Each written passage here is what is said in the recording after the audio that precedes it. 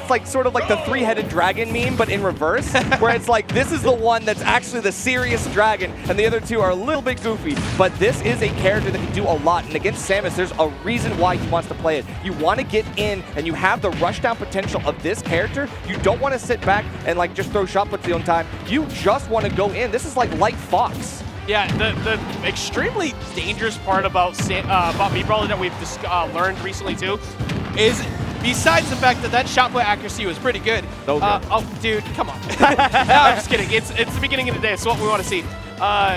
It's not just Thrupper. Like, he has Thrupper, but there's so much more. And Esam, Esam, you had the opportunity for the combo clip, and you dropped it. Now I want to see you lose a stock. Like, you can't build it all up like that and then drop it. But Dark, on the other hand, though, Samus, you have to start putting projectiles out there. You got to slow them down. Exactly, because this rushdown from Esam is starting to be rather potent. A couple of these great side Bs, and now it's back into the mix with these timings on the shot puts. I'd love to see it, but we need to see stage control being actually utilized here by Dark. That was good delay on Esam too, because that's a pretty common lead shot. Because I mean, get up scenario that usually is a pretty easy checkmate for Samus. But he wanted to go for the like the combo extended version. He didn't want to go full charge because he wanted to make sure he could time it. And Esam just got up right during the time on a standard neutral get up. And I like the short hop distance that Esam is using the side Bs at. He knows that Samus is a tall character, and you can actually, if you whittle down the shield, we saw a parry, but there's a lot of situations where if you hit that high side B on shield, you can whittle down, poke that shield down, and then get that poke to knock them out. Yeah, this is a very scary spot for Samus right now too, because even though Samus is heavy, that rage +1 falling up around that platform could equal a Thrupper kill, especially right now. I don't know if he's going to stay within range past this point, but it was a very frightening situation being anywhere near those platforms. And the whip punish is immaculate right now. Esam finding the distance. These movement options are sick. Well, he got the clip he was looking for. That was dominant, to say the least. That was something you were going to have to figure out. For Dark, I think one of the big problems was it wasn't just zoning. I realized that he wanted to get things set up. It's where he was doing it. Because every time he went for one or he played mid-range and he shot something too early because he was afraid of Esam approaching, Esam would punish it with the side B, the big side kick we're seeing. That move right there. So anytime he had a big whiff, he was actually really scared to set up again, which is exactly what you want. If you scare Samus out of trying to get charge shots, you have successfully won the game, especially on all those whip grabs too. Yeah, and off stage, you can see all the delay that Dark usually probably wants to do as a Samus player. The bomb drops and like the fade in, fade out. It just doesn't work against Esam when he's barreling down at you off stage, giving the thumbs up to the camera. He definitely feeling himself after that one. 3, 2, 1, go! That's a new generic emo right there. We're gonna see the Pikachu show up, and there's a big reason why.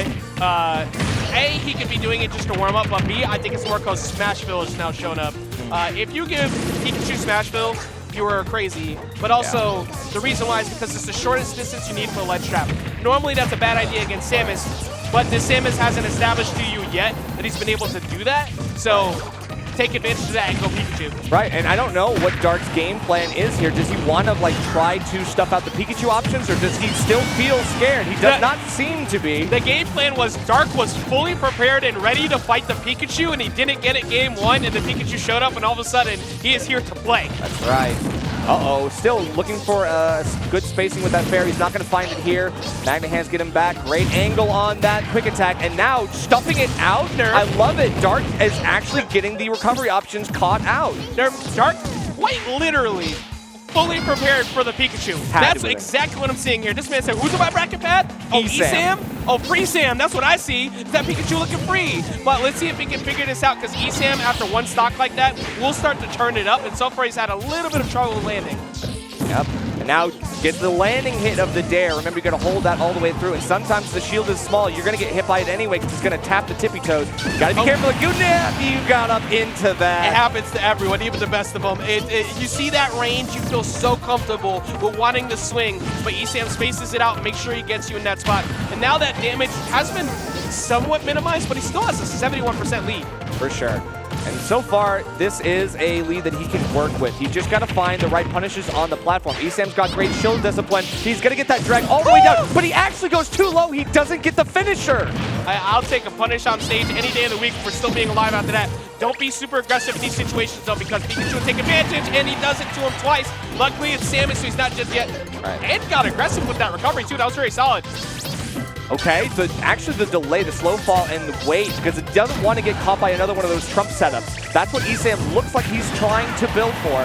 I actually like what Esam did there, too, because he covered neutral get-up range 3 times, right? So, faded back because he knew he'd be scared to try and get on early, and trying to cover at roll distance. The back air does find it, though. Esam with the tactical crouches early to try and get the crowd to calm down a little bit. Uh-oh, but yeah, those reverse up airs can give you a lot of leverage. We're getting 20%, and it's a reset. If we're going to get spiked, we actually get a clutch expedited up B from Dark to save himself. Dark in a very bad position now. You're behind a whole stock. Oh, luckily you got sent back to stage because that could have been a forward air and called it a day. But then you get too greedy, looking for a grab there on the ledge, hoping for maybe a jump, but instead, Esam goes for a quick 1-2 with the quick attack, and now gets him off stage again. It's just repeat until it's over. Yep, doesn't matter. That was a guaranteed situation there, too, because, yeah, I appreciate that. I like Pikachu. You know, I like what he said. If anybody could read lips, he said, that was fun, though. That was great. And you're like, yeah, let's go for the early pop-off. You got it. You love popping off when you have a good time but still lose. Man got to go on stream and honestly looked pretty good. And we got this Zelda shirt. He got the Zelda production. shirt. Thank you, production. God. It didn't have the cargo shorts, but I appreciate you. But again, that is so funny. You have some fun. You go up there, you have a good time, right? He looked really good that first stock. He looked like he had things going. Here's the biggest detriment to him, though. Recovery was the same. Every time he got on, he was neutral get up or a get up attacking multiple times in a row. But the more important part was every time throughout the set, if he had something thrown at him, he jumped immediately. It didn't matter whether it was a shot put or it was the T-Jol. He instantly jumped, and he was putting himself in a position where you are now 1 resource less. Yeah. If you are doing that in front of someone like Esam, you have now guaranteed you either have to Zair or you have to air dodge, and he's gonna put himself right in that spot where you are forced to have to get hit. There's no out for you. Yeah, exactly. It's a no-win situation that Esam tactically sets up every time. It seems like he's still got it. That's the Esam that you were talking about, and honestly, I would not be surprised to see him carry this all the way through to a top part of bracket. I'm a fan. Let's put that in the best. I'm so glad. Let's put that in the best pop-offs category. Yeah, that really is. That's the best. That should be the best pop-off. Honorary smash for that guy.